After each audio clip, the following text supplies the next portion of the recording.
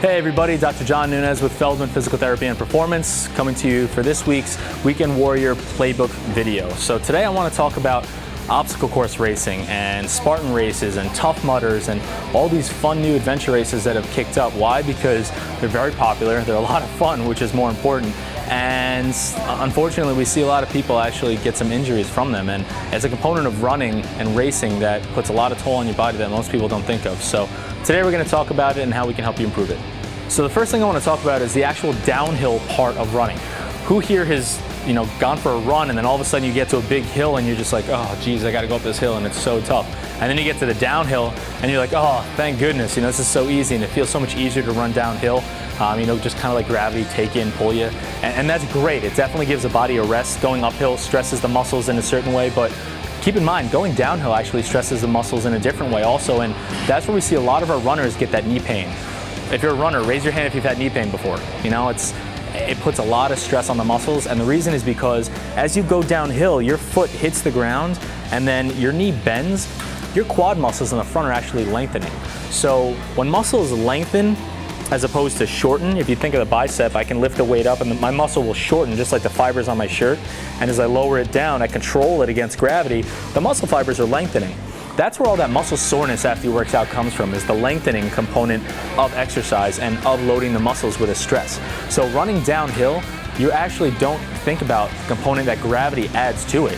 Gravity's pulling you down, it's so much easier, and sometimes your legs just get out of control, but more importantly, when your foot hits the ground going downhill, because of that pitch, gravity whips your knee forward and it actually makes those quad muscles lengthen much quicker, and it's a lot harder to deal with. That's like if I was to hand you a 30-pound bag of rice or if I was to throw it at you.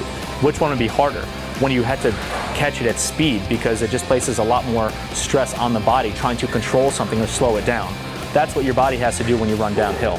So obstacle course races, a lot of downhill running. So we want to talk about how you can train for that and how you can help prep yourself to land better off of the obstacles and just run downhill better, make you more resilient. One of our favorites is a forward step down. Stepping up is great. A lot of people love to get on the boxes and jump up or step up, and those box jump variations, those are great, but you know what? We got to practice going downhill too. So if you do something as simple as stand up tall on a box, slowly lower yourself down, add a tempo into it, and just stay nice and controlled. You want to try not to let your body just drop. If you find that you're having a hard time from a certain height, your muscles aren't strong enough, so go to a lower box and just focus on good, slow control. Keep that knee in line with your hip and toe at the same time, and you're going to get some nice strengthening. We call it eccentric strengthening through the muscles as it's lengthening. Get a weight, add a weight in your other hand too, and now you're going to get the muscles on the side of your hip activated. Same thing, nice slow tempo. So forward step downs are a great variation and one that's going to make your knees a lot healthier.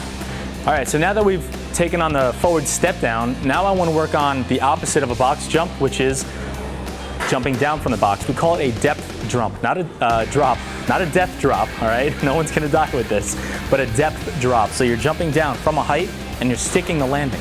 That's the more important part, is can you comfortably and safely stick the landing? So a lot of people, we watch them jump down and they do this. And the knees come together and they land very stiff. That puts a lot of stress on the knee joints. So how are we going to fix this? For you obstacle course racers, you got a lot of walls to jump down. Sometimes you're jumping over something. So depth drops are a great way to help train your body, train your hips, and get your legs stronger. Technique is always important, okay? So for a depth drop, just find a height that you're comfortable with, and you want to land, you want to start on your toes, but you want to end up landing with your heels flat on the ground. I don't want you to come forward so that your heels are up. Keep your feet nice and flat when you land, cushion your fall, almost like you're a spring collapsing, and keep your knees to the outside. So from here, nice and soft. You want to compress your body just like a spring, like a ninja almost. You want to be as quiet as possible.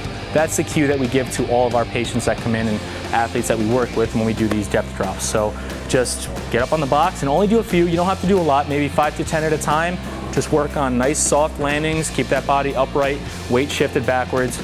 You'll get your quads and your glutes firing, and it's all in that lengthening portion of the muscle contractions. So exercise, for obstacle course racing is really important too. It's not just about running uphill and jumping up on the boxes. You want to train your body to go downhill too. All right, everybody, Dr. John Nunez, Feldman Physical Therapy and Performance, closing out our obstacle course racing segment. We just had a family friends get out there and race in the obstacle course championships in Canada, so I know he better be doing his homework, these things that we've taught him. So hope you like this video, give them a try. As always, if you have any questions, don't hesitate to reach out, give us a buzz, stop in and talk to us. But thanks for watching this segment of the Weekend Warrior Playbook. See you next time.